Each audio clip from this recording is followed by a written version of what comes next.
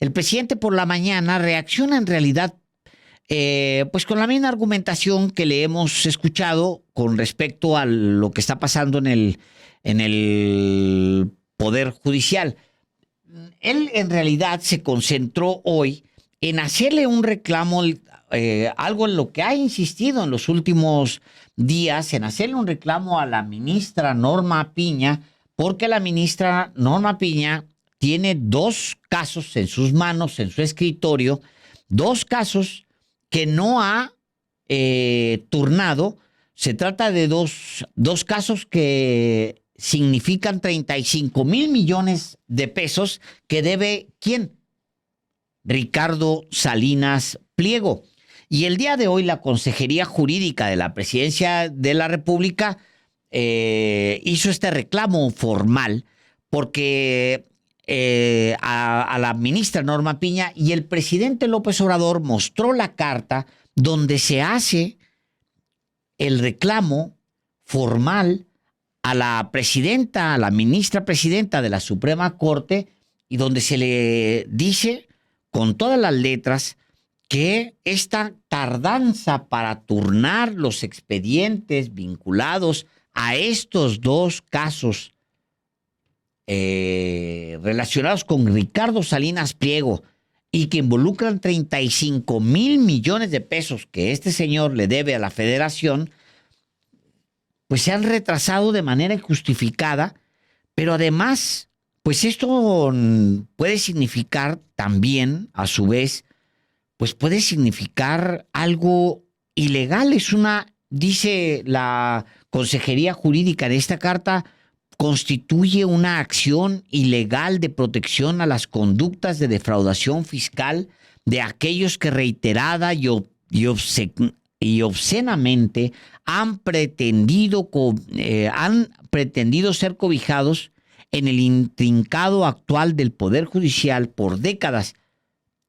O sea, le hace un reclamo que es muy fuerte la Consejería Jurídica, que es el reclamo del presidente López Obrador a Norma Piña. Hoy habla el presidente López Obrador sobre esto. Vamos a escucharlo, regresamos y comentamos la carta.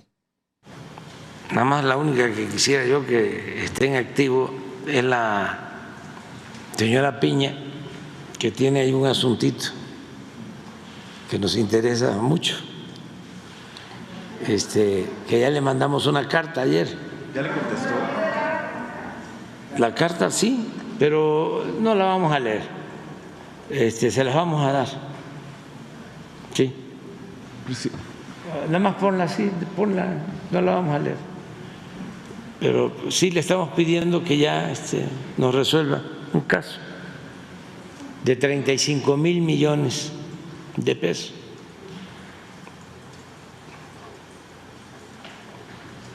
Y además aprovecho para que ya no nos va a tocar a nosotros, pero se lo dejamos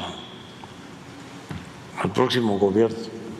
Pero si nos tocara a nosotros, consultaríamos. No tan formal, ¿no? Pero decir, a ver, ¿en qué usamos los 35,000 millones?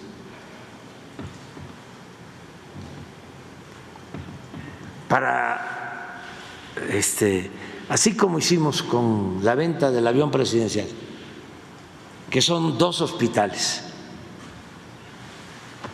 uno en Tlapa, Guerrero, la zona más pobre de México y de Guerrero, en la montaña, y otro hospital en Tuxtepec, Oaxaca.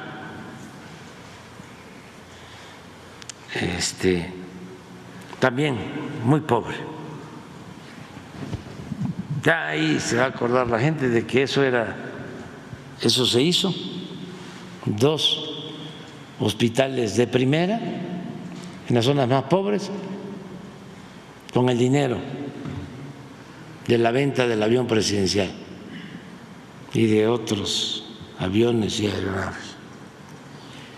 Entonces sí me gustaría ver 35,000 millones, ¿en qué? Por ejemplo, más becas para niños pobres.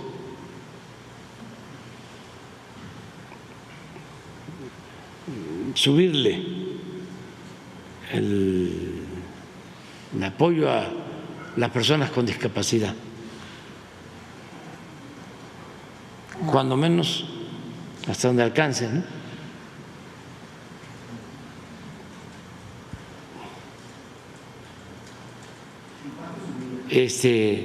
Pues habría que hacer la cuenta, pero sí ayuda. O todo el resto del año meterlo al subsidio a la luz para que los consumidores de luz paguen menos, o sea, se les distribuye. Nada más haciéndoles la recomendación, que eso lo debemos de tener muy en cuenta, ¿no? Ahorra un poco, apaga un foco, no se gaste más de luz, de agua. Cuando se abra la llave del agua, piensen en que debemos de cuidar el agua. La carta no fue leída por el presidente Andrés Manuel López Obrador, pero como puede ver usted, ahí la exhibió durante la conferencia de prensa matutina, que dice lo siguiente: Ciudad de México, 21 de agosto del 2024, ministra Norma Lucía Piña Hernández, presidenta de la Suprema Corte de Justicia de la Nación. Por instrucciones del presidente de los Estados Unidos mexicanos, nos dirigimos a usted con gran preocupación debido a la tardanza injustificada en turnar los amparos directos en revisión con números 5654-2024, 6321-20 y 6321-2024, recibidos para su tramitación por esa Suprema Corte de Justicia de la Nación en los días 4 y 12 de julio del año en curso, respectivamente. A la fecha, el área de trámite a su cargo ha sido omisa en resolver lo conducente. Los citados asuntos corresponden a créditos a favor del fisco federal por omisiones de contribuciones de los ejercicios fiscales 2008 y 2013, sobre los que han transcurrido más de 16 y 11 años en litigio, respectivamente, además de haber cursado todas las instancias legales que incluyen la resolución de los tribunales colegiados de circuito a favor del Estado por un monto que asciende a más de 35,000 millones de pesos. Recursos a los que la Federación y el pueblo de México tienen derecho a acceder y que les han sido negados por un indebido abuso de los aletargados procesos de los órganos encargados de impartir justicia, cuando por mandato constitucional deben ser prontos y expeditos. Es imperioso señalar que la conducta dilatoria en la que incurre el área de trámite a cargo de su presidencia, al no emitir pronunciamiento respecto a los asuntos citados, constituye una acción de ilegalidad, de ilegal protección a las conductas de defraudación fiscal de aquellos que reiterada y obcecadamente y obscenamente han faltado a sus obligaciones contributivas por décadas, cobijados en el intrincado andamiaje y actuar del Poder Judicial de la Federación, y es violatoria del artículo 17 constitucional. Estos asuntos fueron ya tratados por un ministro de la Corte, quien demoró más de 8 meses para presentar su proyecto. Asuntos sobre los cuales finalmente se resolvió que no reunían los requisitos para ser resueltos por la Suprema Corte de Justicia de la Nación, por lo que se remitieron al Tribunal Colegiado de Origen. Eso es lo que dice en esta carta, al menos la primera parte de la carta. ¿Y qué ha pasado? ¿Por qué no lo ha turnado la ministra Piña? Bueno, un texto publicado el día de hoy por Álvaro Delgado en el portal sinembargo.mx, da cuenta que la ministra ni siquiera ha asignado los dos casos que se refieren a estos 35,000 millones de pesos que no ha pagado Ricardo Salinas Pliego. En cambio, sí asignó un caso menor, casi en tono de burla, un caso menor por apenas 67 millones de pesos, cuando está pendiente de asignar los dos casos por 35,000 millones de pesos. Y le leo textualmente lo que escribe Álvaro Delgado hoy en sinembargo.mx. Dice, creo que tenemos video, Luis. Ah, no, bueno, vamos al video directamente y regresamos y lo Primero, comentamos. el ministro Luis María Aguilar Morales archivó 10 meses el expediente del empresario Ricardo Salinas Pliego. Luego siguió el tortuguismo de 9 meses de los magistrados y ahora la presidenta de la Suprema Corte de Justicia de la Nación, Norma Piña, congeló la solución, en definitiva, de un pleito por 35,000 millones de pesos, la mitad de lo que debe de impuestos el tercer hombre más rico de México. El único trámite que ha dado la ministra Piña Hernández es a otro adeudo del mismo Salinas Pliego que tampoco quiere pagar y que se turnó a la ministra Lenia Batres Guadarrama por 67 millones de pesos, un monto ínfimo ante los 63,000 millones de pesos que adeuda el presidente de Grupo Salinas, según el gobierno federal. Piña Hernández ha guardado silencio sobre 2 litigios que se resolvieron en contra de Salinas Pliego en el 20º Tribunal Colegiado del Primer Circuito el 13 de junio y en el 18º Colegiado de Circuito el 26 de ese mes, cuya inmediata impugnación del empresario ante la Suprema Corte de Justicia de la Nación no han sido asignados a ministros 2 meses después para que lo resuelvan en definitiva. Estos 2 litigios de Salinas Pliego, que tienen su origen en adeudos de Grupo Electra desde los gobiernos de Felipe Calderón y Enrique Peña Nieto, fue lo que motivó la carta que el presidente Andrés Manuel López Obrador ordenó enviar a su nombre a Piña para reclamarle que la tardanza en resolver estos casos constituye una acción de ilegal protección a las conductas de defraudación fiscal. Y es que la estrategia legal de Salinas Pliego ha sido la de impugnar y retrasar las sentencias que lo obliguen al pago de los impuestos que arrastra desde el gobierno de Calderón, como lo demuestran los litigios por la deuda de 35,000 millones de pesos actualizados. Para su estrategia de no pagar impuestos, Salinas Pliego emplea a abogados que renuncian a hacer carrera judicial para ponerse a su servicio. Un caso es la apoderada legal del Grupo Electra, Janet Sandoval Carrillo, quien antes fue secretaria de Acuerdos de la Sala Superior del Tribunal Federal de Justicia Administrativa en la ponencia del magistrado Manuel Jiménez Yescas.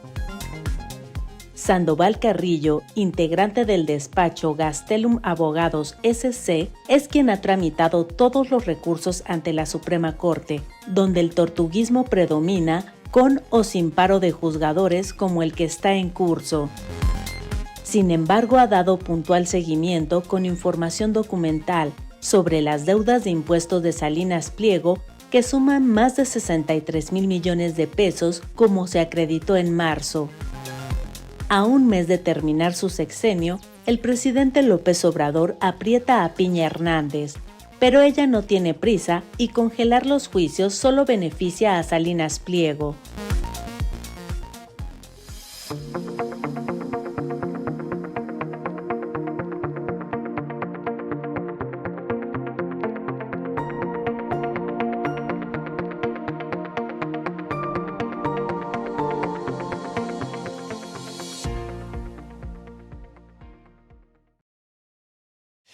Bueno, eso es lo que dice esta tarde Álvaro Delgado en este texto que se publica en sinembargo.mx.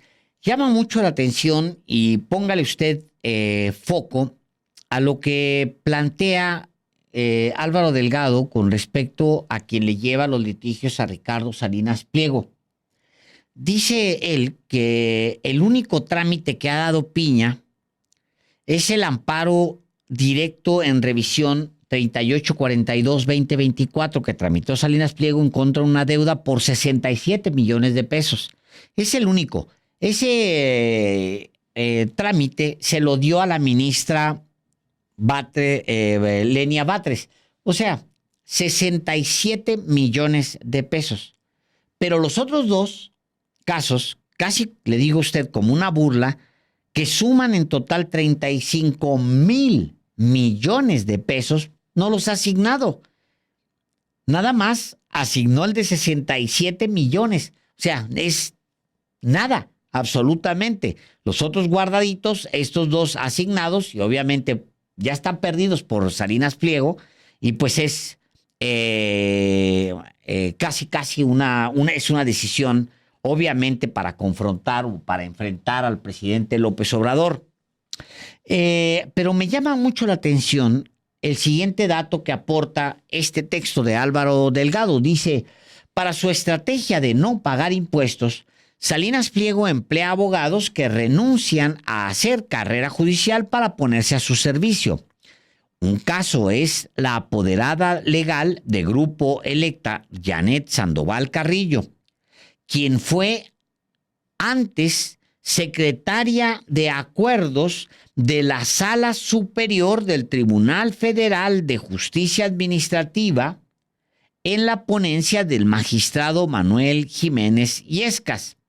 Sandoval Carrillo es integrante del despacho Gastelum Abogados S.C., es quien ha tramitado todos los recursos ante la Suprema Corte, donde el tortuguismo predomina, con y sin paro de juzgadores como el que está en curso. ¿Qué significa esto? Bueno, usted recordará que a esto se le conoce como puerta giratoria. La puerta giratoria es esta práctica que fue muy común durante los gobiernos del PRIAN, y le voy a poner el mejor de todos los ejemplos, que es que los funcionarios trabajan aquí, generan leyes, conocen bien adentro el gobierno, y luego se brincan a la iniciativa privada para trabajar en contra, casi siempre, del mismo gobierno. Esto ha funcionado, la puerta giratoria, durante muchos años, y no solamente en México, en muchas partes del mundo.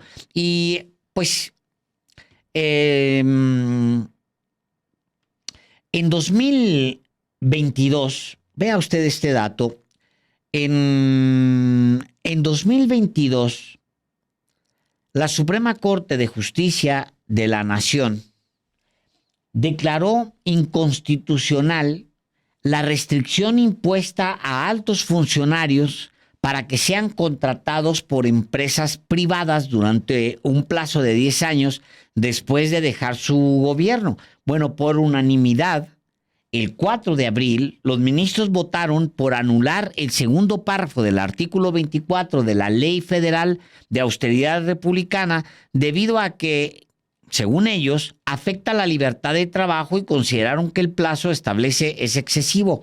Fue la ministra Norma Piña quien propuso tumbar dicho candado, y en su exposición destacó que existen otras medidas más adecuadas que no afectan el derecho al trabajo de las personas a quienes está dirigida esta ley. Dijo, el proyecto de Norma Piña dijo lo siguiente: la norma impugnada restringe desproporcionalmente la libertad de trabajo, ya que la duración de 10 años de la prohibición de laborar en empresas privadas que los exfuncionarios hayan regulado, supervisado o respecto a los cuales hayan tenido información privilegiada va más allá de lo que es razonable para proteger los fines perseguidos de la medida. Bueno, ahí entiende usted, tumban esto porque pues no le conviene a muchos.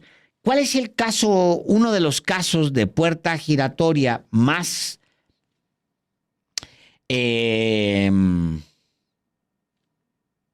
renombrados? El más renombrado de los últimos años, pues es el de Felipe Calderón, que como usted sabe, inmediatamente después de dejar su gobierno, se fue a trabajar con una empresa española. Imagínese usted una empresa española, un expresidente de México, trabajando con una empresa española que tiene intereses en México.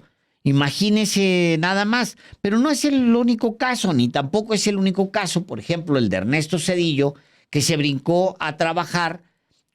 Primero entrega los ferrocarriles y luego se va, cuando sale, a trabajar al Consejo de Administración de los ferrocarriles. Pero eso tiene muchos años y ha habido muchas razones por las cuales el presidente López Obrador, al llegar al gobierno, proponía eliminar esta puerta giratoria y ponerles candados a los funcionarios públicos para que no brincaran de un lado a otro sin rubor, para que no fueran de un lado a otro sin rubor, pues de gobierno a la iniciativa privada y de regreso, utilizando, pues sí, pues como por ejemplo Luis Telles. Luis Telles, oye el dato, usted recordará que fue, pues Luis Telles fue secretario de Energía. Luis Telles después se incorpora como consejero independiente del Fondo Mexicano del Petróleo y luego se va a Sempra, trabaja para Grupo México. O sea, es un personaje que participa del gobierno federal. Fíjese, este texto está publicado, le voy a dar a usted un texto que vale mucho, mucho la pena regresar a él porque pues esto se está repitiendo de hace 9 años que publica, sin embargo, que se llama Luis Telles y la bondadosa puerta giratoria. Dice lo siguiente, dice: en septiembre pasado, el secretario de Hacienda, Luis Videgaray, aseguró ante la Cámara de Diputados que no había conflicto de interés en el nombramiento del ex subsecretario de Energía y Comunicaciones y Transporte, Luis Telles, como consejero independiente del Fondo Mexicano del Petróleo, una especie de caja receptora de miles de millones de pesos que dejen al país los contratos para las explotaciones y extracciones de hidrocarburos. Pero Telles forma parte de empresas directamente vinculadas con el sector energético, como Sempra Energy o Grupo México, ganadoras de concesiones y demás. Es un texto que se publica donde se demuestra cómo funcionarios que tenían el mapa de los negocios, porque estaban adentro del gobierno, el mapa del gobierno, pues brincaron sin ningún pudor al gobierno, al sector privado, con el mapa en la mano. Es el caso que denuncia Álvaro Delgado en este texto, porque Janet Sandoval Carrillo, que es la apoderada legal de Grupo Electra, había sido secretaria de Acuerdos de la Sala Superior del Tribunal Federal de Justicia Administrativa.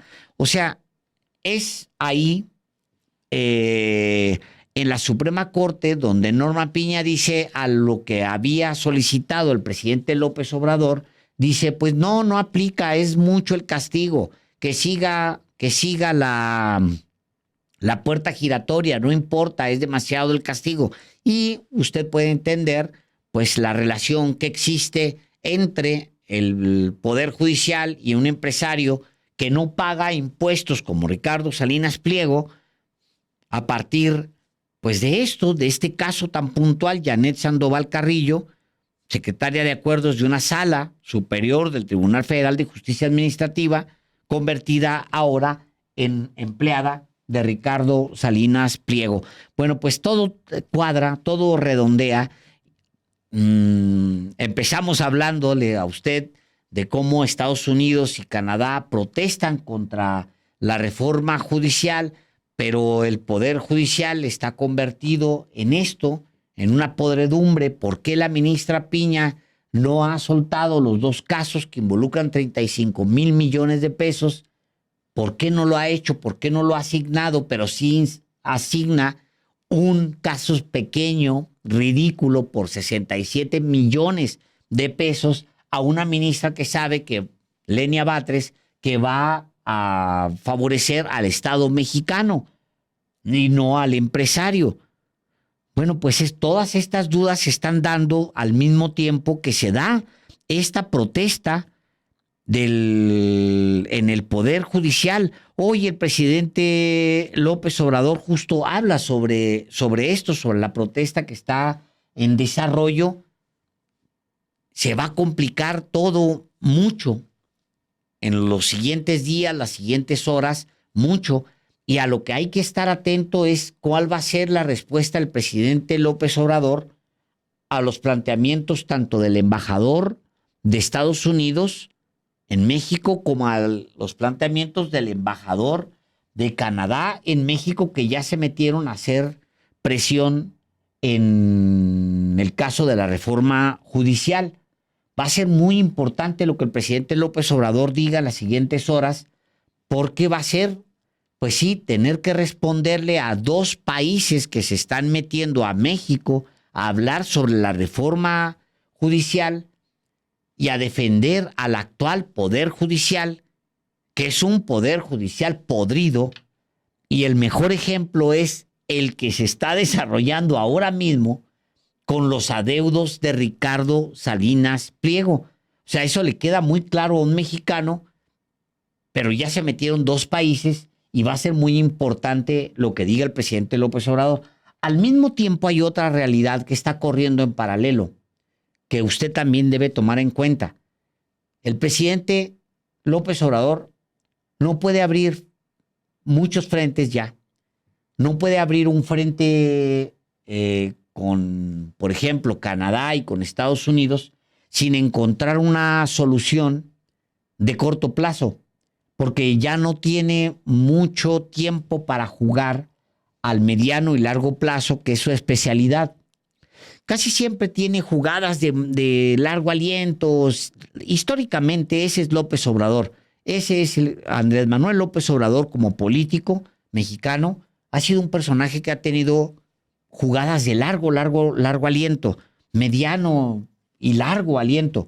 Pero ahorita le quedan 40 días a su mandato y en 40 días es muy complicado para él hacer una jugada que involucre las decisiones de la próxima presidenta de México. O sea, es al final va a ser muy interesante la manera en que resuelva, pero también se trata de un tema de soberanía y, por otro lado, un tema de voluntad popular, porque hay 36 millones de mexicanos que dijeron claramente sí al Plan C, que es una reforma al Poder Judicial.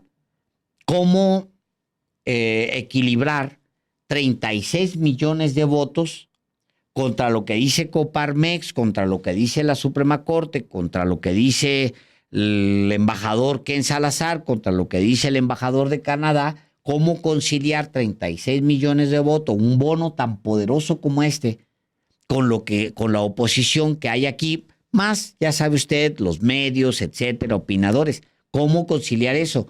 Las siguientes horas van a ser cruciales. Lo que diga el presidente mañana va a ser crucial.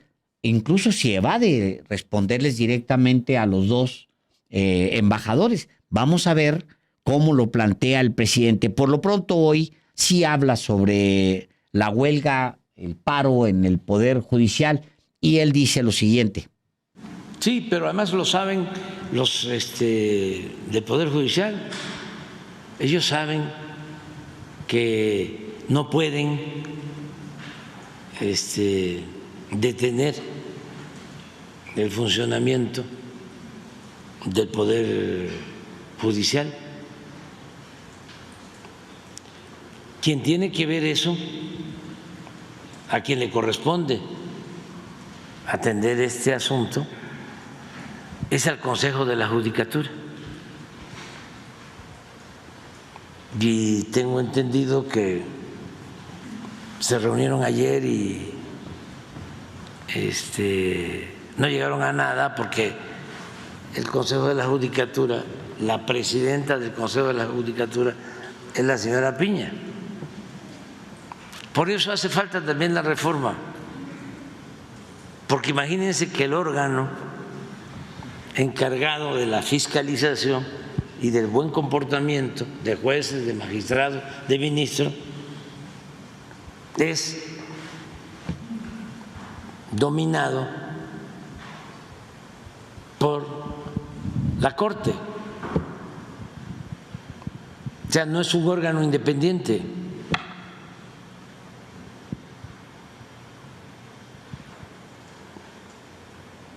En cambio, en la reforma lo que se propone es que los ciudadanos, además de elegir a los jueces, magistrados, ministros, elijan también a magistrados de un tribunal que se va a hacer cargo de cuidar el buen comportamiento de jueces, magistrados y ministros, con independencia, porque es de sentido común. Díganme si saben de casos en donde se haya sancionado a un juez, a un magistrado, a un ministro. Quizá 1, 2, 3 en los últimos 30 años.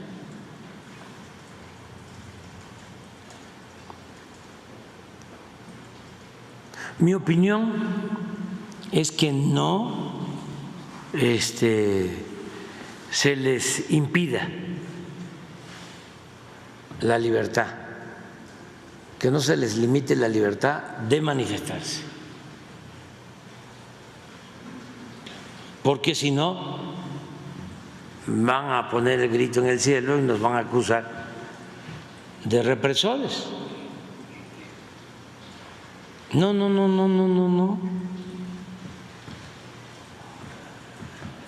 Ahorita ya nuestro pueblo está muy consciente y todos los actores públicos tenemos que aprender a autolimitarnos. Cuando hay ese tipo de cosas, no lo ve bien la gente. No hay necesidad de prohibir. Todos esos actos son regulados cuando existe una sociedad como ahora, muy consciente. Que si llamaría que no hubiera alguna sanción a los trabajadores del Poder Judicial que que se están manifestando. no, yo estoy a favor de los trabajadores, de que se manifiesten libremente. Nada más que ellos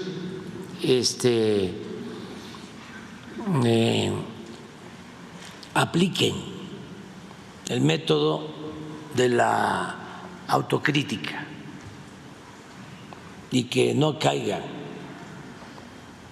en la autocomplacencia y que no se dejen manipular, porque no hay nada en la iniciativa de reforma que les afecte. Entonces, de todas formas, tienen todo el derecho de manifestarse. Legalmente lo tiene que atender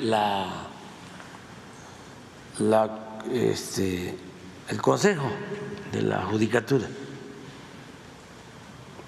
Y saben ellos que no pueden dejar de prestar el servicio. Pero este es un país de libertades plenas.